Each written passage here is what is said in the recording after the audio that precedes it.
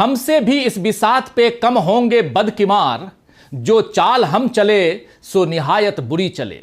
नमस्कार, मैं हूं और आप देख रहे हैं CGF न्यूज 2025। दोस्तों, बिहार में नीतीश कुमार सत्ता से बेदखल होंगे और विपक्ष के नेता भी नहीं बन पाएंगे, यह दावा हाल ही में कांग्रेस सांसद प्रमोद तिवारी ने किया था। लेकिन क्या इस बात का एक मतलब यह भी हो सकता है कि नीतीश बिहार की सत्ता से बाहर होंगे तो मोदी की दिल्ली की कुर्सी पर भी खतरा आ जाएगा? क्या मोदी भी इस खतरे को जान रहे हैं? क्या मोदी को भी इस खतरे का एहसास है? इसीलिए कुर्सी बचाने के लिए पहले से ही उन्होंने चिराग पासवान को साथ लिया है, अपने साथ रख लिया है। पिछले चुनाव में चिराग खुद को मोदी का हनुमान कहते रह गए, लेकिन फिर भी बीजेपी ने सीट शेयरिंग में उन्हें हाशिए पर धकेला था, लिहाजा वो अकेले चुनाव लड़े थे। मगर इस बार अपना, नीतीश कुमार का, जीतन राम मांझी का, सबका हिस्सा लेकर चिराग की झोली में डाल दिया। उधर चंद्रबाबू नायडू को भी मोदी एक बार फिर पुचकारने में लगे हुए हैं। इसी हफ्ते मोदी आंध्र प्रदेश गए थे, जहां उन्होंने नायडू की और नायडू ने उनकी यानी नरेंद्र मोदी की खूब तारीफें की। चंद्रबाबू नायडू और चिराग पासवान के सांसद केंद्र में साथ बने रहेंगे तो मोदी की कुर्सी बची रहेगी, ऐसा माना जा सकता है। लेकिन नीतीश कुमार क्या चुपचाप इस खेल को होने देंगे, यह भी देखना होगा, क्योंकि प्रमोद तिवारी ने तो यहां तक कहा था कि एनडीए हारेगा तो बीजेपी नीतीश कुमार को नेता प्रतिपक्ष भी नहीं बनाएगी। आइए जरा सुन लेते हैं एक बार प्रमोद तिवारी को। उनका यह कहना है मैं बताने वाला कौन होता हूं। तो जो दर्द था, जो राज था, जो साजिश थी, जो षड्यंत्र था, कल सामने आ गया।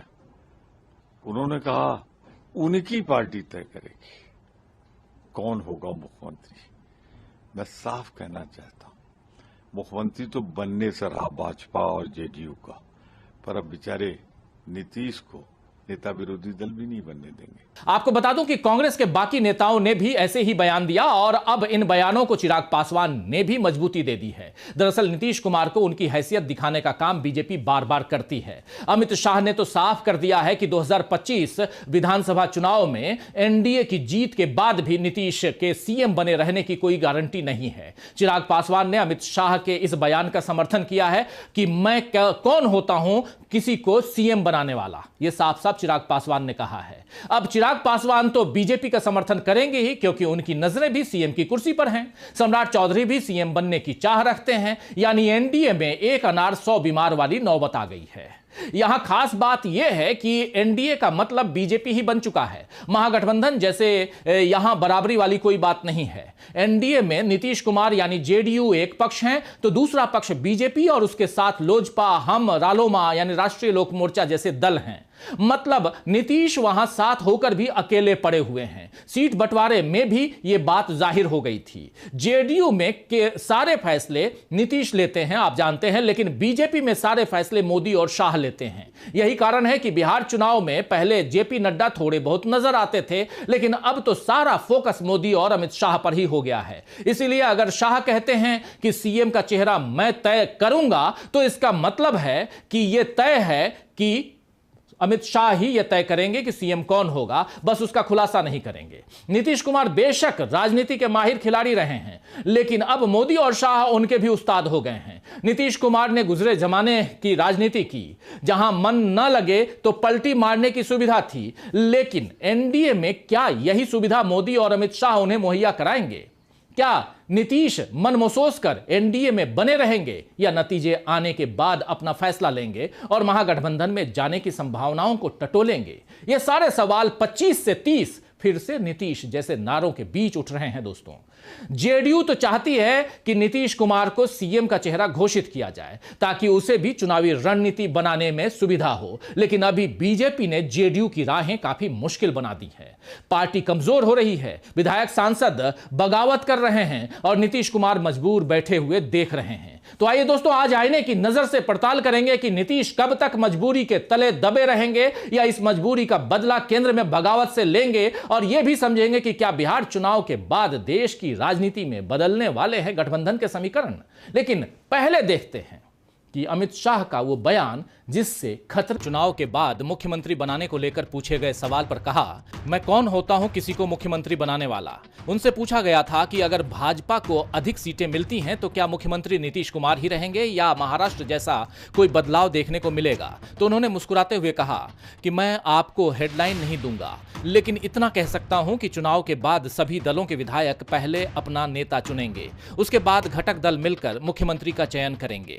अमित शाह ने हेडलाइन नहीं दी, बल्कि सियासत के भावी उलटफेर की पूरी रूपरेखा खींच दी। बेहद महीन तरीके से शाह ने कह दिया कि बिहार में नीतीश कुमार चुनावी चेहरा तो रहेंगे, लेकिन मुख्यमंत्री का फैसला चुने गए विधायक करेंगे। ध्यान दीजिए कि बिहार के चुनावी मामले सीधे अमित शाह देख रहे हैं। बीजेपी के राष्ट्रीय अध्यक्ष जेपी नड्डा बीच बीच में अपनी मौजूदगी दर्ज करा देते हैं, लेकिन ये सब जानते हैं कि आखिरी फैसला शाह को ही करना है। मोदी बेशक बीजेपी के स्टार प्रचारक हैं, बिहार में बीजेपी का चेहरा भी अभी मोदी ही हैं, लेकिन मोदी तो खुद नहीं जानते कि बिहार के बाद उनके पास दिल्ली भी बचेगा या नहीं।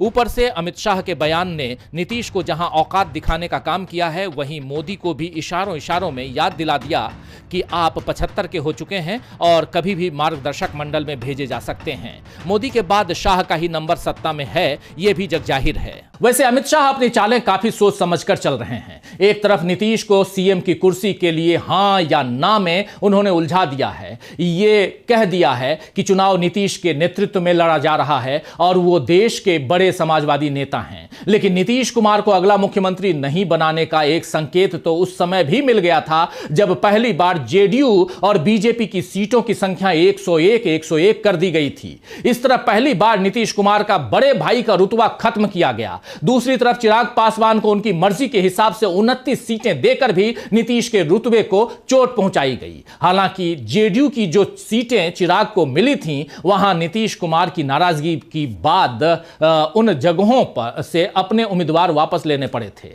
यानी बिहार का खेल शाह की मर्जी से अभी चल रहा है, जबकि दिल्ली में मोदी को भी शाह ने उलझा कर रख दिया है। अमित शाह की बात कर रहा हूं, इसीलिए मोदी अब चंद्रबाबू नायडू को साधने में जुट गए हैं। आंध्र प्रदेश के चुनावों में अभी वक्त है, लेकिन नरेंद्र मोदी ने अभी से वहां परियोजनाओं के उद्घाटन और शिलान्यास का सिलसिला शुरू कर दिया है, क्योंकि मोदी जानते हैं कि चंद्रबाबू नायडू साथ हैं तो केंद्र की सरकार पर खतरा नहीं है। इसी गुरुवार को राज्य के लिए 13,000 करोड़ रुपए से अधिक की परियोजनाओं का उद्घाटन और शिलान्यास पीएम मोदी ने किया। इसके बाद एक रैली को संबोधित करते हुए उन्होंने कहा कि प्रदेश को मुख्यमंत्री चंद्रबाबू नायडू और उप मुख्यमंत्री पवन कल्याण के रूप में दूरदर्शी नेतृत्व मिला है। मोदी ने कहा कि पिछले 16 महीने से आंध्र प्रदेश में बहुत तेजी से विकास हो रहा है। डबल इंजन की सरकार में अभूतपूर्व विकास हो रहा है। वहीं कांग्रेस पर हमलावर होते हुए मोदी 11 साल पहले के दौर में पहुंच गए, जब देश पर कांग्रेस का राज था। मोदी ने कहा कि तब प्रति व्यक्ति बिजली की औसत खपत 1000 यूनिट से भी कम थी। उस समय देश ब्लैकआउट से भी जूझ रहा था। कांग्रेस ने आंध्र प्रदेश की क्षमता को नजरअंदाज किया, जिससे न केवल राज्य को बल्कि पूरे देश को नुकसान हुआ। जब मोदी ने चंद्रबाबू नायडू की तारीफ की तो बदले में नायडू ने भी कहा कि उन्होंने मोदी जैसा पीएम आज तक नहीं देखा।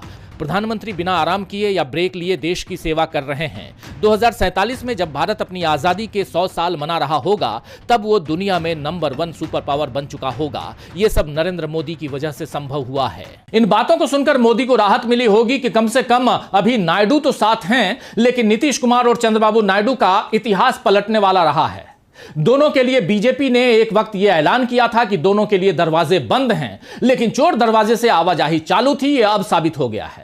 बहरहाल मोदी नायडू की तरफ से वफादारी को लेकर इत्मीनान रख सकते हैं और अभी पूरा फोकस बिहार चुनाव पर लगा सकते हैं। 23 अक्टूबर से मोदी की धुआंधार रैलियों का सिलसिला शुरू होने वाला है। 23 को सासाराम, भागलपुर और गया में मोदी प्रचार करेंगे। इसके बाद 28 अक्टूबर को पटना, मुजफ्फरपुर और दरभंगा में जनसभाएं होंगी। 1 नवंबर को पूर्वी चंपारण, समस्तीपुर और छपरा में मोदी रैली करेंगे और 3 नवंबर को मोदी पश्चिमी चंपारण, सहरसा और अररिया में जनसमर्थन जुटाएंगे। बीजेपी जानती है कि उसे बिहार में आसान जीत नहीं मिल सकती। पिछली बार जिन सीटों पर बीजेपी हारी थी, वहां उसका खास फोकस है। ऐसा बयान खुद सांसद रवि किशन ने दिया है। दरअसल बीजेपी को डर है दोस्तों कि उसका हाल पिछली बार जैसा ना हो जाए। जब उसे आरजेडी से ऐसी टक्कर मिली थी कि सरकार बनाने के लाले पड़ गए थे। नीतीश कुमार साथ रहे तो सरकार बनी, वो हट गए तो सत्ता चली गई, और फिर से सत्ता तभी मिली जब नीतीश कुमार फिर से उनके साथ आ गए। एनडीए में ऐसी उठापटक बरसों से चल रही है। 5 बार तो खुद नीतीश कुमार ने पलटी मारी है, लेकिन फिलहाल बीजेपी को मजबूत दिखाने के लिए महागठबंधन पर सवाल उठ रहे हैं। पुरानी कहावत है कि जहां 4 बर्तन होते हैं वहां खटपट तो होती ही है। मौजूदा राजनीति पर भी यही बात लागू होती है, क्योंकि ये दौर गठबंधनों का है। जैसे बिहार चुनाव में सत्तारूढ़ एनडीए गठबंधन है और विपक्ष में महागठबंधन है। इस चुनाव में दोनों की भूमिकाएं बदलने के आसार दिख रहे हैं, यानी अब महागठबंधन सत्ता में आने की तरफ कदम बढ़ा चुका है। लेकिन एनडीए विपक्ष में बैठ पाएगा या नहीं, इस पर भी सवाल खड़े हो रहे हैं, क्योंकि विपक्ष में बैठने की हालत भी तब रहेगी जब गठबंधन बना रहे। नीतीश कुमार बीजेपी के सामने लाचार पड़ रहे हैं और खुद उनकी पार्टी के विधायक और सांसद बागी हो रहे हैं। गोपाल मंडल ने उनके घर के सामने धरना दिया था, अब निर्दलीय नामांकन कर दिया है। उधर बरबीघा के जेडीयू विधायक सुदर्शन कुमार को पार्टी ने इस बार टिकट नहीं दिया। उनकी जगह नालंदा के कुमार पुष्पंजय को प्रत्याशी बनाया गया, तो सुदर्शन कुमार ने बरबीघा सीट से ही निर्दलीय प्रत्याशी के रूप में ताल ठोक दी है। पूर्व केंद्रीय मंत्री अश्विनी चौबे के पुत्र अर्जित शाश्वत भी टिकट न मिलने के कारण निर्दलीय नामांकन के लिए पहुंचे थे। हालांकि अपने पिता की बात सुनकर बाद में पैर खींच लिए। बगावत के ऐसे कई किस्से एनडीए में हैं, लेकिन मीडिया में केवल चर्चा महागठबंधन की है, जो पहले ही विपक्ष में है। लिहाजा उसे कमजोर मान लिया गया है और कुछ सीटों पर सहमति न बन पाने के कारण यह साबित किया जा रहा है कि महागठबंधन टूट गया है। चिराग पासवान तंज कस रहे हैं कि जो अपना गठबंधन न संभाल पाए वो राज्य क्या संभालेंगे, लेकिन खुद उनकी एक प्रत्याशी के कारण एनडीए को 1 सीट का नुकसान हो गया है। सारण की मरौड़ा विधानसभा सीट से सीमा सिंह को लोजपा ने प्रत्याशी बनाया। सीमा सिंह ने नामांकन दाखिल तो किया, लेकिन उनके फॉर्म में अनियमितताएं दिखी तो नामांकन रद्द भी हो गया। यानी एनडीए 1 सीट बिना लड़े ही हार गई है। एनडीए में हार का सिलसिला क्या शुरू हो गया है और आने वाले वक्त में यह और बढ़ेगा, यह देखना दिलचस्प होगा। खासकर अमित शाह के सीएम वाले बयान और चिराग पासवान का ओहदा एनडीए में बढ़ जाने को क्या नीतीश कुमार बर्दाश्त कर पाएंगे? क्या अकेले चंद्रबाबू नायडू के सहारे मोदी के लिए केंद्र की सत्ता को बचा पाना आसान होगा? ऐसे कई सवालों के जवाब अभी मिलने बाकी हैं। वैसे अब महागठबंधन और कांग्रेस के भविष्य को लेकर भी सवाल हो रहे हैं, क्योंकि सीट बंटवारे का ठीक से ऐलान ही नहीं हो पाया है। और इस पर पवन खेड़ा ने कहा है कि शादी मंदिर में भी होती है, फेरों से भी होती है और अदालत में भी होती है।